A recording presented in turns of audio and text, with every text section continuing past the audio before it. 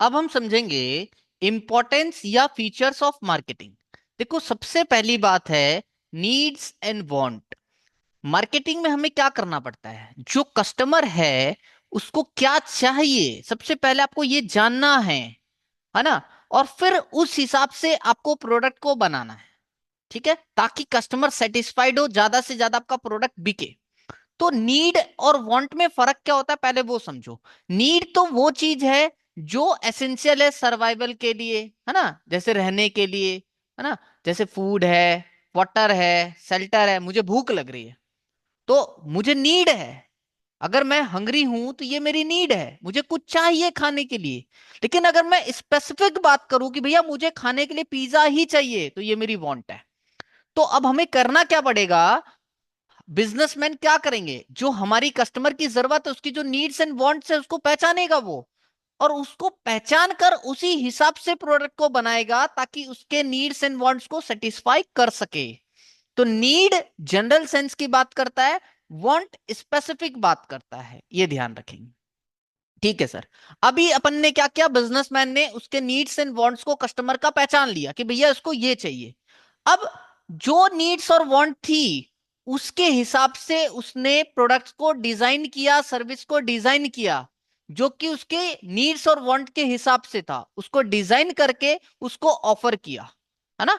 जैसे बोले तो एक स्मार्टफोन कंपनी है, उसने क्या किया, कस्टमर्स के नीड्स और वांट्स के हिसाब से, कस्टमर को क्या चाहिए था, हाई क्वालिटी कैमरा और लॉन्ग बैटरी लाइफ चाहिए थी, तो उस कस्टमर को यही चाहिए था। तो इसके हिसाब से उसने ऐसा फोन क्रिएट कर दिया और क्रिएट करके कस्टमर को ऑफर किया, इस प्राइस पे भैया मैं आपको बेस्ट कैमरा और बेस्ट बैटरी दे रहा हूं।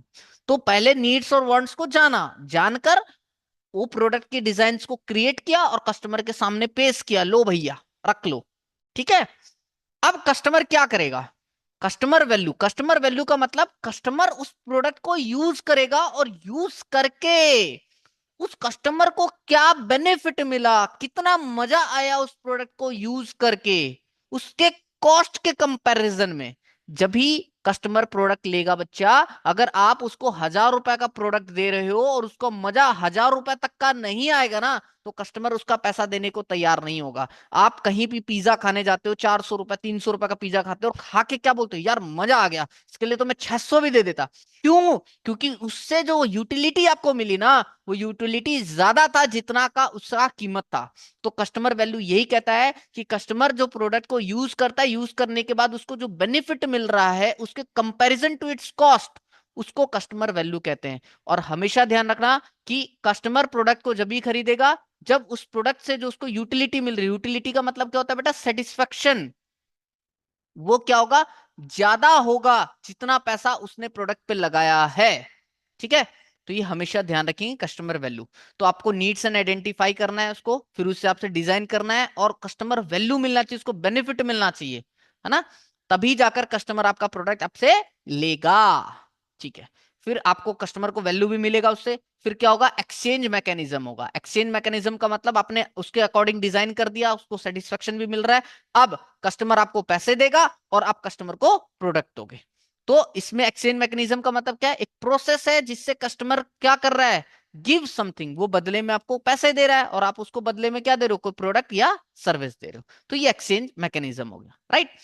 तो बेटा एक्सचेंज मैकेनिज्म के कुछ कंडीशंस होते हैं। क्या कंडीशंस होते हैं सर, देखो, pre conditions of the exchange mechanism क्या, सबसे पहले दो पार्टीज होनी चाहिए। सही बात है, अगर मैं तुमको पढ़ा रहा हूं, सुनने वाला ही कोई नहीं, तो मैं किसको पढ़ा रहा हूं, राइट। तो there must be two parties, एक सेलर होना चाहिए और एक बायर होना चाहिए, जब भी जाकर एक्सचेंज हो पाएगा। दूसरा, both parties must have something to exchange, means मेरे पास प्रोडक्ट होना चाहिए, तुम्हारे पास पैसा होना चाहिए, या तुम्हारे पास वो कुछ होना चाहिए जो मेरे को पसंद हो, वैल्यूबल हो, जब भी तो मैं अपना प्रोडक्ट तुमको दूंगा, राइट सर।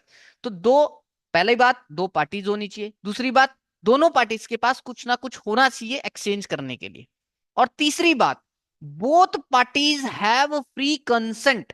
फ्री कंसेंट का मतलब, मैं तुमको प्रोडक्ट दे रहा हूं, तुम मुझे पैसे दे रहे हो, पर मैं तुमको जबरदस्ती नहीं कर सकता, भैया तेरे को प्रोडक्ट लेना ही लेना, ला पैसे दे ला। या तुम मेरे साथ जबरदस्ती नहीं कर सकते, सर इतना पकड़ो और आप मेरे को प्रोडक्ट दो, नो। फ्री कंसेंट होना चाहिए। मीन्स जितने का मैंने तुमको प्राइस बताया, तुम उस प्राइस पे मेरा प्रोडक्ट लेने को तैयार होने चाहिए, या तुम मुझे जितना पैसा दे रहे हो मैं उस पैसे पे तुमको प्रोडक्ट देने के लिए तैयार होना चाहिए। फ्री कंसेंट होना चाहिए। ऐसा नहीं तुम मेरा 10,000 का माल 100 रुपए में ले जाओगे गन रख कर, no, that is not the free consent. ठीक है, तो ये बात आपको ध्यान रखना है। और फोर्थ पॉइंट है, each party is capable of communication and delivery. That means कि भैया सेलर क्या करेगा, seller must be able to communicate the price and detail. Suppose मैं तुमको बुक बेच रहा हूं बेटा, तो मेरा एज एन सेलर ये मेरी रेस्पॉन्सिबिलिटी है, मेरी ड्यूटी है कि मैं आपको बुक का प्राइस बताऊं, बुक्स के डिटेल्स को बताऊं, कि इसको जो भी तुम क्वेश्चंस पूछोगे उसके बारे में मैं तुमको बताऊंगा। ये कम्युनिकेशन हुआ, कैपेबल ऑफ कम्युनिकेशन। मैं तुमको बताने लायक होना चाहिए, मैं तुमको सारी बात बताऊंगा जो भी तुम मुझसे पूछ रहे हो, है ना। और मैं तुमको जबरदस्ती नहीं करूंगा वहां पर कि तुमको यही बुक लेना है, प्री कंसेंट तो होना ही होना चाहिए। ठीक है, और बायर जो भी क्वेश्चन पूछेगा वो मैं सेलर को जो है वो बताना पड़ेगा। और जब एग्रीड हो गए दोनों, है ना, जब एग्रीड हो गए दोनों, तो भैया डिलीवरी हो जाएगी, तुम मुझे पैसे दोगे और मैं तुमको बुक्स दे दूंगा।